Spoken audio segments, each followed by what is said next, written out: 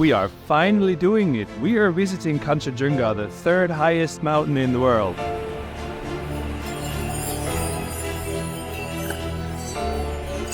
This place is absolutely jaw-dropping.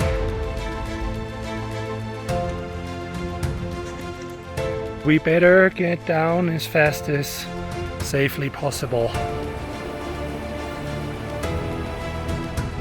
I'm starting to get the feeling that this trek might gonna be a little more adventurous than I thought it was gonna be.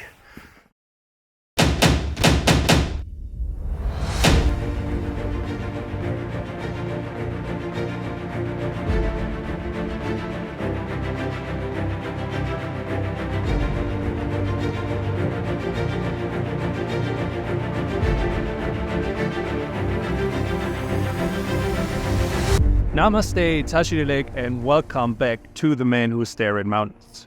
We are in the very northeast of Nepal, in the tiny village of Lamatar, right next to the Ghunsa River. And we are finally doing it. We are visiting Kangchenjunga, the third highest mountain in the world. Now this trek is very, very remote, but also Kangchenjunga is said to be amazingly spectacular. Nothing short of your Annapurna circuit, your Everest Base Camp, Gokyo, and so on. But unfortunately, getting here is not quite as easy. It will definitely involve a 40-minute domestic flight. It might or might not involve a short ride in a tuk-tuk.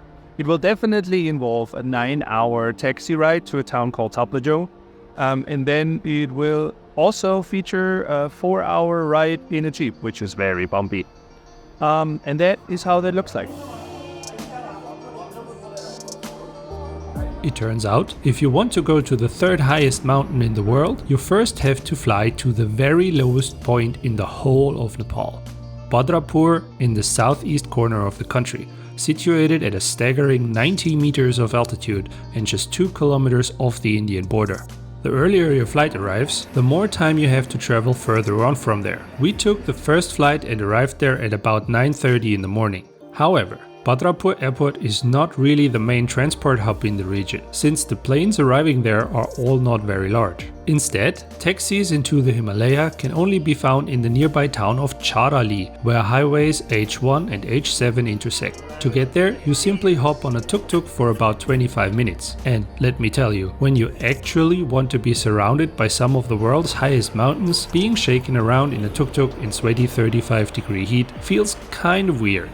From Charali intersection, jeeps continuously leave northbound whenever they are full. And in this case, full really means full. Avoid the back row of the jeep if you can. The destination of this ride is the town of Taplejung, and it takes about 9 hours to reach it. If you don't fancy to do the whole trip in one go, you can overnight at Kanyam, Fikal, Ilam or Fidim and split up the ride. Taplejung would historically mark the trailhead for the Kangchenjunga Trek. Meanwhile, a new dirt road has been built further north, so you now have the option to endure another 4 very bumpy and dusty hours in a jeep to save yourself 3 days of walking. The furthest you can currently go by jeep is Ranipul, which marks the confluence of the Tamor and the Ghunsa rivers. You can either stay at Ranipul in the Suketa Lodge, hike on about 1 hour to the better looking Itahari Lodge, or do as we did in this case and add another 1.5 hour hike to reach the pretty little homestay in Lamatar.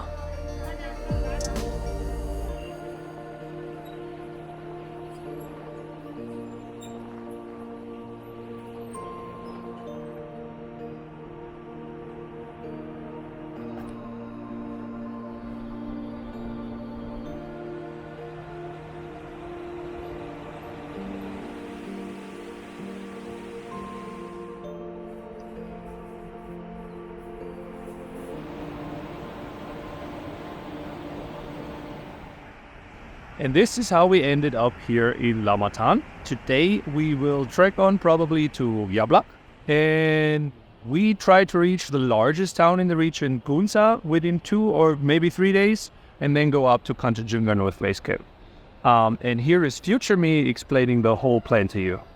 If you make it to Lamatar on your first day, reaching Ghyabla on your second day and subsequently making it to Ghunsa on your third day shouldn't pose a big problem for most trekkers. Since our main goal is Kangchenjunga North Base Camp at Pangpema at an altitude of almost 5,200 meters, we need to plan at least 2 rest days along the way to give our bodies time to acclimatize. We'll have the first of them in Ghunsa and the second one day further up in Kambachen, from where we will try to make it to a viewpoint right below the spectacular Mount Jannu on our rest day. The base camp can be reached on another day trip from the lodges of Lonak. There is also a small tea house at Pangpema. If this is open and the weather is good, you can stay there and try to climb the almost 6,000 meter high Dromori the following day. In case we still have enough time after all that, it's possible to continue south after going back to Ghunsa and try to cross a series of high mountain passes including Selelela, Mirginla and Sinelapchela to reach the Simbuva Valley and follow that all the way up to the Kangchenjunga South Base Camp near Oktang. We would leave the area by either descending the valley completely or cross Laziabanyang Pass to the town of Yamfudin. But we are getting far ahead of ourselves. Today is only the second day of trekking, actually the first full one. And our first target is to climb up to a hamlet called Amchilosa and from there try to reach Ghyabla in the afternoon.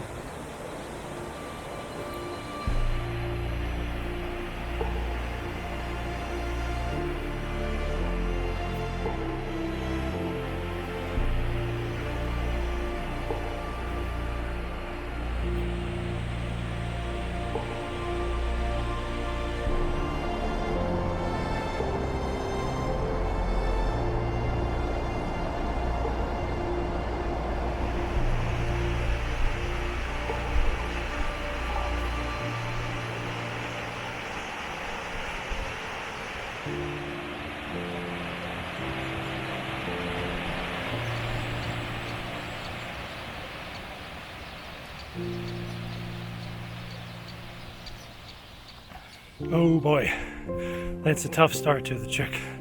From Lamatar this morning. First half an hour is okay along the river, but then 1.5 hours very steep climb to a place called Amchilosa. I think 5 more minutes maybe, but this was a tough start.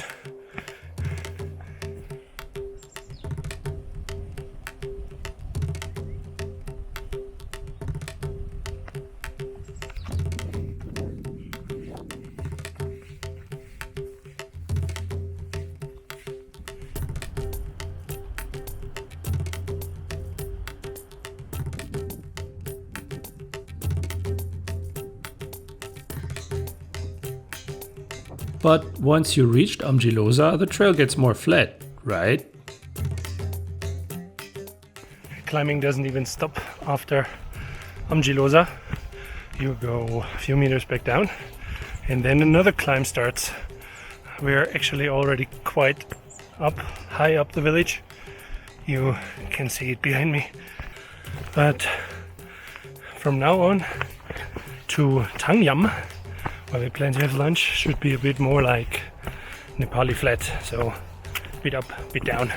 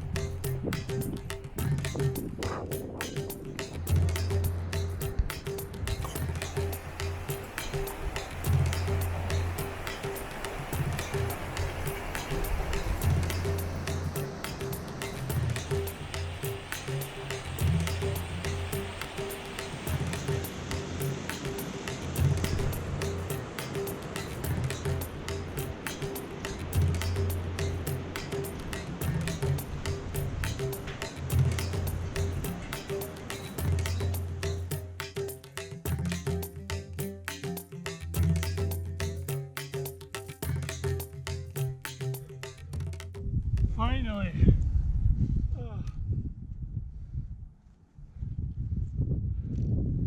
That was tough.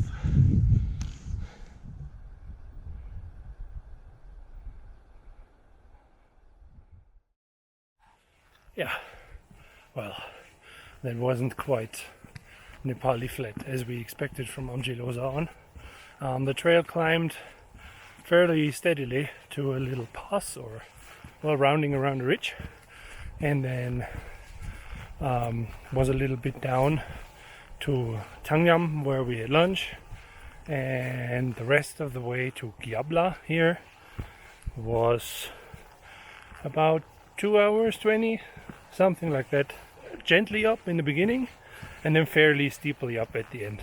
All in all, not a too easy day actually.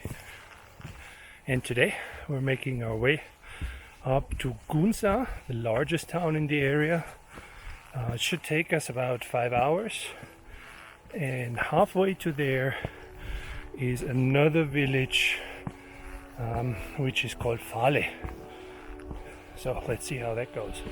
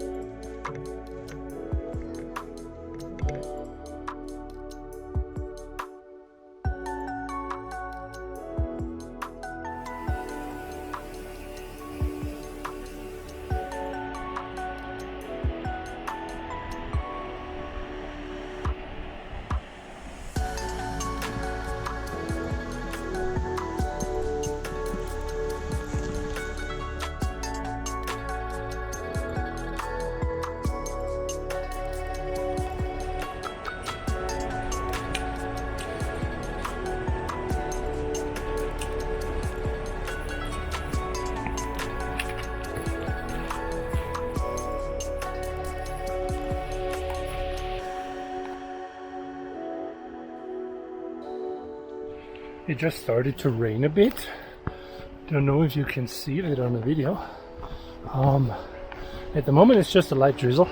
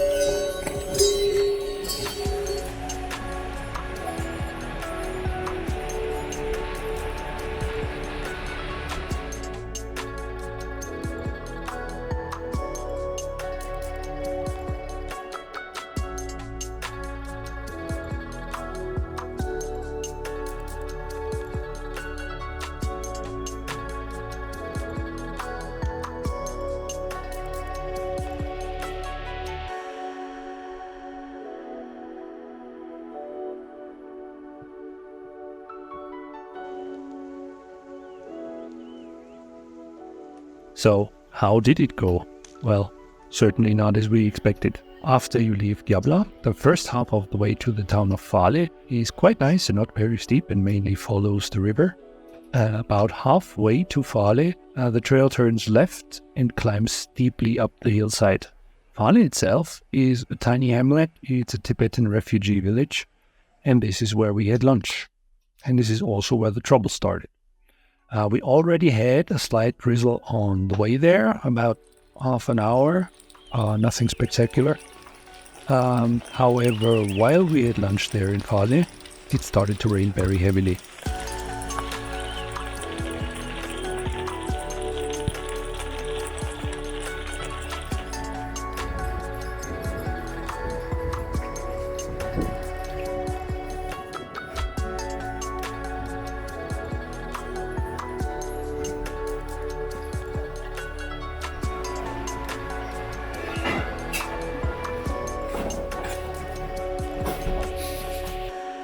We tried to sit it out for about 2 hours. The rain got less, so we tried to make our way to Ghunsa. but the rain very soon started to turn into heavy snow.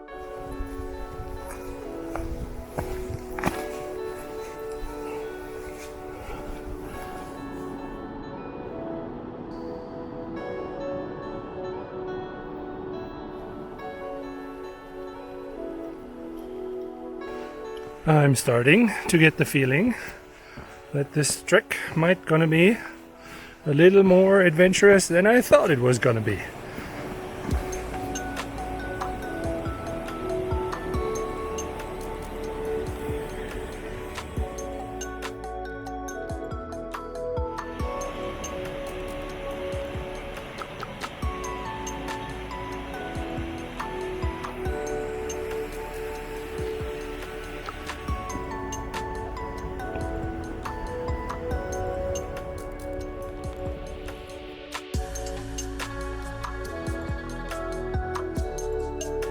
We made good progress nevertheless and reached Ghunsa, but the walking on snow is a bit treacherous.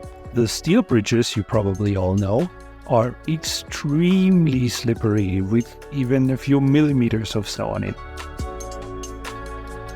Anyway, we made it to Ghunsa safe and sound, and we are now staying at a very cozy lodge on the northern side of town. Tomorrow will be our rest day to aid our altitude acclimatization. This means we will be staying here one more night, and tomorrow, I'm not really sure what we do tomorrow.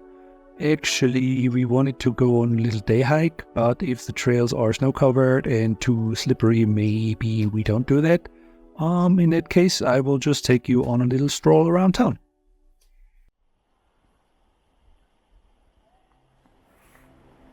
Oh dear. It's snowing now for 24 hours straight. About 20 centimeters, I guess.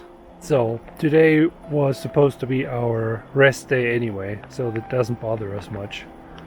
I hope that the trails are walkable though. Otherwise we will be forced to do another rest day tomorrow as well.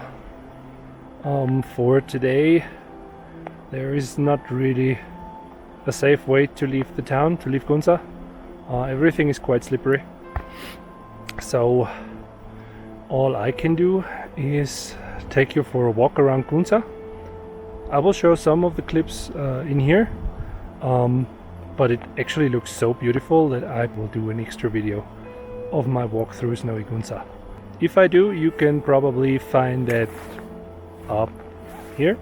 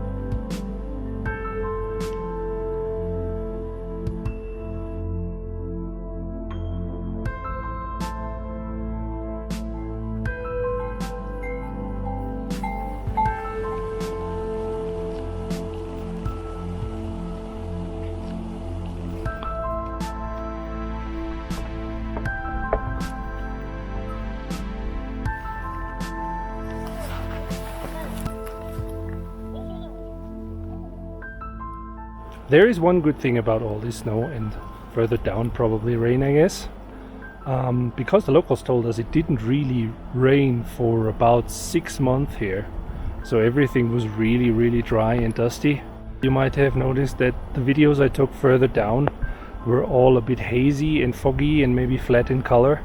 That was all due to the dust particles and the sand and dirt in the air that hasn't been washed down since months. Maybe even some smoke in the air. There were some wildfires in the region. We passed them when we rode to Taplejung by jeep. So I hope that problem is solved now.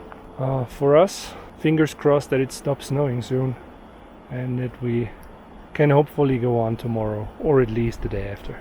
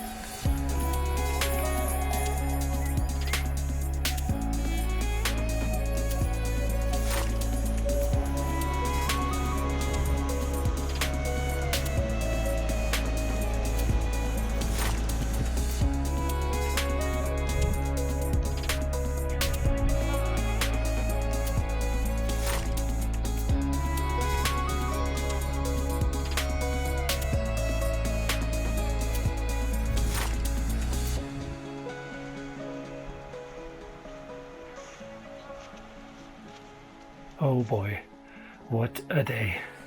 We started at 9 a.m. in Ghunsa with beautiful sunshine. I walked through a winter wonderland for the first time in this trip. We had actually blue sky, 360 degrees, and it was just a joy. The forest was so pretty with the fresh snow on it. Also, the fresh snow was not a big problem to walk on. It was soft and fluffy, so it was barely more than a dusty cloud under your boots. But that soon changed because the sun was extremely strong. So the snow started to melt almost immediately. All the trees were throwing snowballs at us. There were puddles beneath the snow, but you could never be sure where exactly. Also, when there were stone stairs, you could never set your foot flat because somebody else would have compacted the snow before you and made an incline basically. So the melting snow behaved a bit like mushy soap and was extremely slippery, so for every foot upwards you would slide 2 downwards. Then we had to cross some old landslides, so fields of loose boulders. If you're as clumsy as me, it's tricky enough to navigate these boulder fields. When you can see the boulders, it's even more tricky when you cannot actually see these boulders. And the last part of today was then a very steep climb up to Kambachen. And after this climb, you have to walk across a hillside, which is probably no problem at all in dry conditions. In our treacherous conditions, it was almost a little bit scary, I would say. Not actually dangerous. I was always able to set my foot where I wanted to, and I never actually slipped in those places. I fell into other places, but it's another story. And then, after almost 8 hours of walking without a lunch break, because there is a small tea shop about halfway, but of course that was closed. So without a lunch break, almost 8 hours of walk. Pretty much felt like a pass crossing and pretty much killed me today. We're in Kambachen now, where we wanted to be. So from that point of view, everything is fine. We plan to have a rest day tomorrow. And during that rest day, we might check out the Jannu Viewpoint. But actually, I'm so tired, I have no idea if I'm going to leave my sleeping bag tomorrow.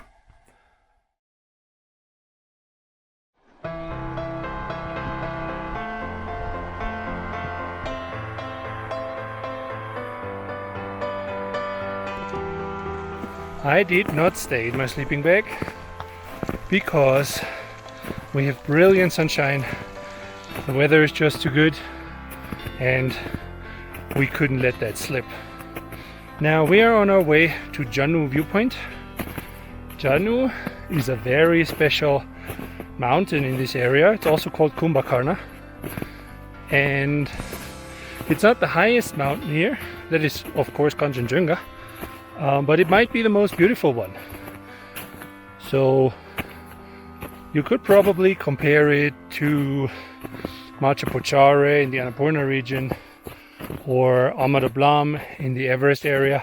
To get to this viewpoint, you have to trek back a little from Kambachen to the suspension bridge that you crossed the day before, and then not turn right to Ghunsa, but left, and that will lead you onto a big karka, so a yak pasture.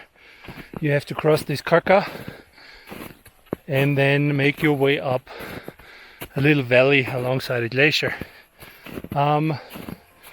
There is also supposed to be some sort of temple or Shiva shrine up there. I don't know for sure, but maybe we will check this out as well. The whole round trip is normally supposed to take about 4.5 hours. With these trail conditions here, it's quite slippery. Of course, everything is still snowy and icy. Probably a bit longer.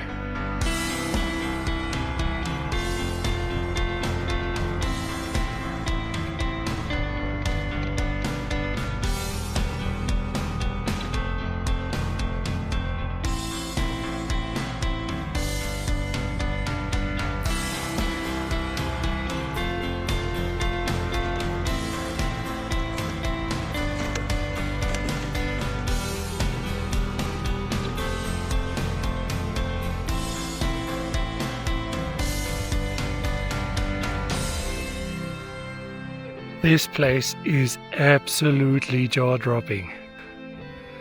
I mean, look at what's behind me. Those gigantic peaks to your right, and then at the end of the valley, towering Jannu. It looks so gigantic. Awesome, really beautiful.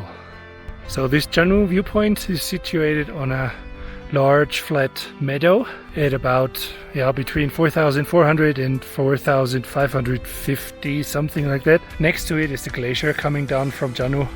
It's all snowed in right now, so you cannot really see the rock in the rubble, but you can definitely hear it. I don't know if you can hear it in the video, but at least I can hear it very clearly, cracking and rumbling.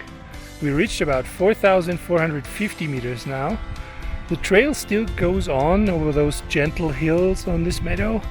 I cannot yet see that Hindu shrine on the giant boulder, but unfortunately I can see something different.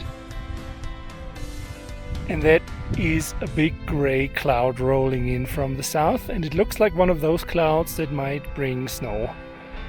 So I'm not sure if it would be a good idea to go on to find this Hindu shrine, or if we should call that a hike and go down, which would probably be the wiser idea of both.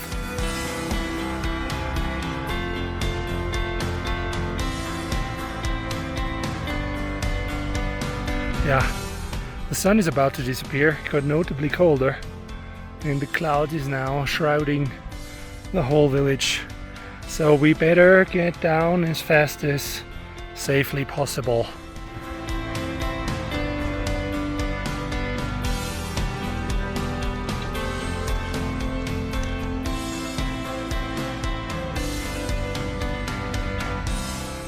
You join me again in my room in the lodge in Kambachen. We just came down from the Jannu Viewpoint without getting caught in the snow, but meanwhile it did start snowing, and this is bad. Very, very bad. Because tomorrow we actually wanted to continue to Lonak, and Lonak should be our base for the day trip to Kangchenjunga North Base Camp. Now, at the moment, the trail to Lonak seems fine, but that was before it started snowing again. At the moment, it's just a few snowflakes, nothing heavy. If it stays like this, it's fine. But if it gets more, if it gets heavier snow, then tomorrow we probably cannot go to Lonak. And then we need to ask ourselves the question if we wait for the trail to get better and then go to Lonak. Or, well, let's not think about that. Anyway, I cannot tell you how we go on. The plan is still to go to Lonak tomorrow. I hope the snow doesn't get worse so that we can actually do that. But at this moment, nobody knows. Anyway, with that, you've seen our way from Kathmandu to Bhadrapur, and then on with the jeep taxi to Taplejung, and then on with the proper jeep to Ranipul, and then on foot all the way to Kambachen. And you watched us explore the Jannu Viewpoint. And everything else that we will experience on this trek, you will see in the next 1 or 2 episodes. For the first episode, that's it. I hope to see you on the other side. I hope you will watch the second episode as well. I cannot tell you if we actually managed to go to Kangchenjunga Base Camp, but I sure hope so. If you liked the video, please leave a thumbs up or even consider subscribe to the channel. And then I hope to see you again. Hope to see you again at Kangchenjunga Base Camp, actually. That's it. Thank you very much for watching.